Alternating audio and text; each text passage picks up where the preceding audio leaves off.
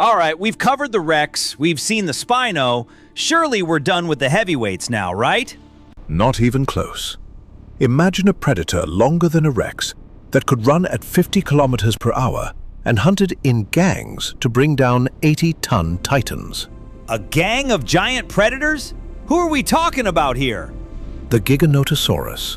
And believe me, the T-Rex is lucky they didn't live on the same continent. It started with the cousins. In China, we found Dilong and Yutyrannus, direct relatives of the T-Rex, completely covered in beautiful, thick proto-feathers. Wait, Yutyrannus was 9 meters long. That's not a small bird, that's a feathered bus. Exactly. If the cousins have them, why wouldn't the king? Birds just related to dinosaurs. They are dinosaurs. Every time you see a sparrow, you're looking at a tiny, flying theropod. So my Thanksgiving turkey is basically a scaled-down relative of the T-Rex? That explains the attitude. But why feathers? Why would a 9-ton killing machine need a coat? Think of it as high-tech insulation. Feathers help babies stay warm and help adults regulate heat. It's not just for flying, it's for surviving. And don't forget razzle-dazzle. Feathers could be brightly colored for mating or intimidation. Imagine a T-Rex with a bright red crest or a striped tail. Okay, a T-Rex with a mohawk. Now that's actually kind of terrifying. Aha! I found a hole in your theory. We have skin impressions of T-Rex that show scales. No feathers there. You're right. We have patches from the tail and hips that show scales.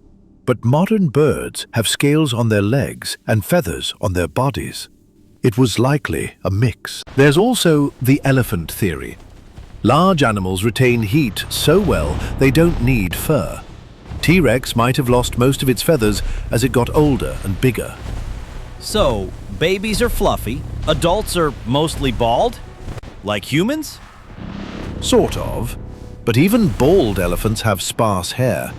T-Rex probably had a mane or a mullet of feathers. The discovery of Culindrodromeus showed us that feathers might even go back to the very beginning of all dinosaurs. It's the default setting, not the exception. So the naked dinosaur is actually the weird one? My whole life is a lie. Why did Jurassic Park do this to us? Why leave the feathers out? Back in 1993, the science was brand new. Plus, scaly monsters are easier to render in CGI and look scarier to general audiences. They stuck with the monster look. Wouldn't feathers make them loud? Or get in the way during a messy meal? Not at all. Think of hawks or owls.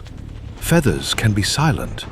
And for a T-Rex, they might have protected the skin from parasites or the sun while they ate. So the conspiracy is just science moving forward. T-Rex wasn't a giant lizard. It was a giant, warm-blooded, feathered bird of prey on steroids. I'm coming around to it. A 9-ton eagle monster is actually way more nightmare fuel than a lizard. All right, I accept the feathers. But if I see a T-Rex in a tuxedo, I'm unsubscribing. Deal. If you want more shattering childhood myths, let us know in the comments. Which look do you prefer? Team Scales or Team Feathers? Let's settle this below.